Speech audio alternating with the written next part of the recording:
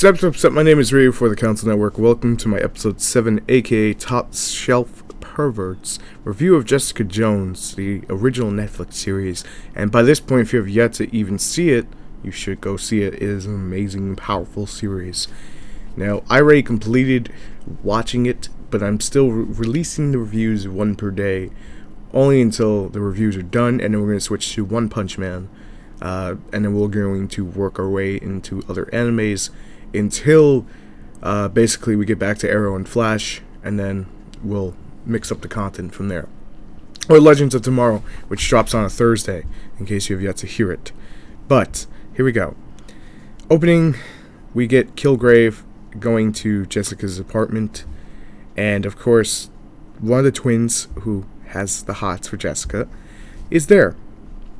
And Kilgrave uses his mind. What do you want? The lights are off.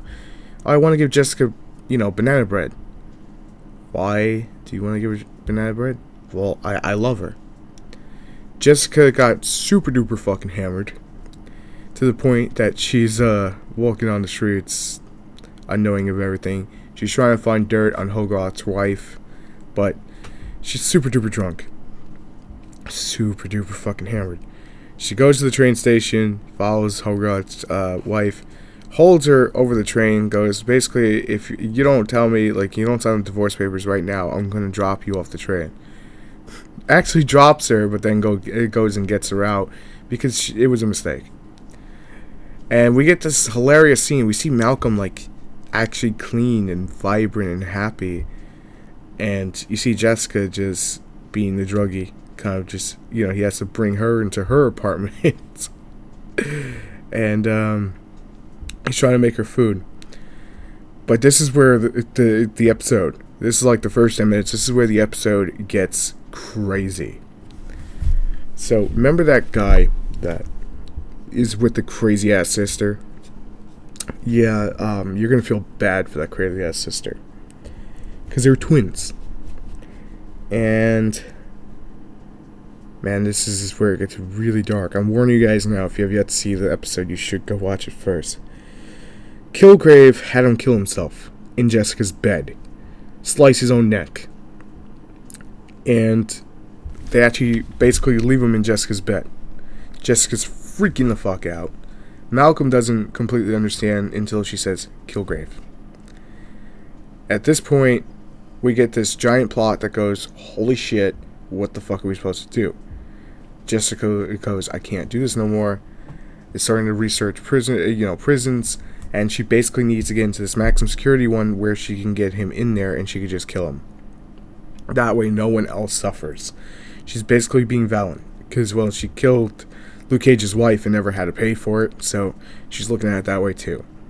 Trish and Mr. Nuke relationships are going even further and show how much they care about each other, which I find hilarious, because I think she's just under the impression of, I got beat and whatnot, and I'm going to take it from there. So Jessica asks Hogarth, hey, what about this, prison? Malcolm runs into the twin sister, and she's like, something's up with him. She's a harpy. I can't stand this bitch, honestly.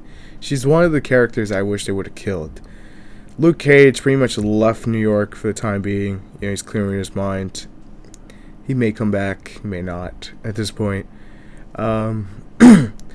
Hogarth's wife confronts her, says, you're a superhero bitch and whatnot, and all that. There's a lot of crazy shit that happens in this episode.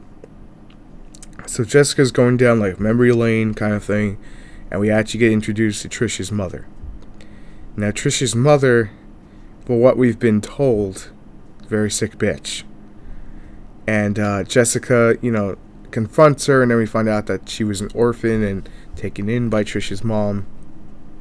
And Trish's mom is basically an abusing bitch. But you find out a little bit more. They actually go more in detail in later episodes, and it's very powerful, not to say the least. So Trish comes, Malcolm's like, please, don't scream. Obviously, she screams, pulls a gun on him. And then Kilgrave is mentioned, well, everything's better. So guys, if you ever get into a bad situation, just mention Kilgrave made you did, and you should be fine. We get this powerful scene where Jessica goes up on top of the bridge, the New York City bridge, looks out, and basically goes, I'm going to miss this view. Because she's pretty much thinking that, well, I'm going to jail. And then she's confronted by Trish and goes, I'm not going to let you do that. Malcolm's not going to let you do that. You know, we have to find another way. Well, what did you do with them? Well, we kind of threw them in the East River. Let me tell you something about the East River. You throw anything in there, it'll never be found. Pretty much how it usually works. It's dirty, dirty ass river. You just made it a little bit dirtier. Nice play, Marvel. Nice play. So Nuke is, I call him Nuke. I can't remember his actual sergeant name, but he's following Kilgrave. So Jessica jumps in the water, pulls out the head, and then puts it in a bag. Brings it to the cop station, throws it on the desk. They arrest her, and she's like, I want to go to the worst prison ever. Hogarth's like, she's, mentally incompetent. Oh, but, and then pulls the, she's not my lawyer card, and then basically the cop is like, why the hell would you do this? You were, last time I spoke to you were this and that. And, one of the cops obviously comes in and says, Jessica, you're free to go, which would never happen. Then we get the scene where there's cops everywhere with guns on each other, guns to their head, and then Kilgrave walks on in. Jessica, I can't let you do that. I just can't. Am I the only one who likes that he has the purple suit to indicate that he's the Purple Man, also known as Kilgrave, but called himself Kilgrave, which is hilarious to say the least. But he's like, I want you to come, to your old house, where everything started. Let's start anew. Pretty much, he can't control her at this point. He really can't. But he'll control everyone else around him. And, he'll do whatever it takes to get Jessica to come to him. He's so damn obsessed with it. And this is the episode, I think I spoiled it last review, that this is where we see the USB, but we don't know what's on the USB. So she packs her stuff. Her sister is looking for her brother, and we get this. He's not coming back. And just very, very much, why isn't he coming back?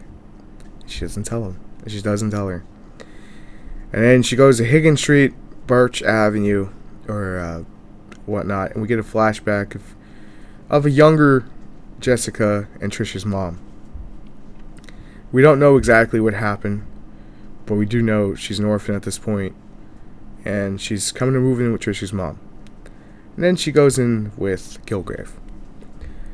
This is the episode that shows how far Kilgrave will go to have Jessica under his control. How badly and obsessed he is with her. It's a psychological episode of showing, his psyche to show how far he will take things. 9.0 out of 10. Brilliantly written. Powerful moving episode that had me on the edge of my seat wanting to know what would happen to Jessica, because I thought, honestly, she would be framed and then he would just get her in jail. I thought that was going to be the whole thing. They twisted it, they played it well, and it will have effects on the rest of the season. But as I said, we are now officially halfway through doing the reviews, and a week from now we will start One Punch Man. So if you're hyped for that, you make sure to subscribe for more. If not, well, then you suck. In all honesty, it's okay. But we're going to up our content here. Thank you guys for watching.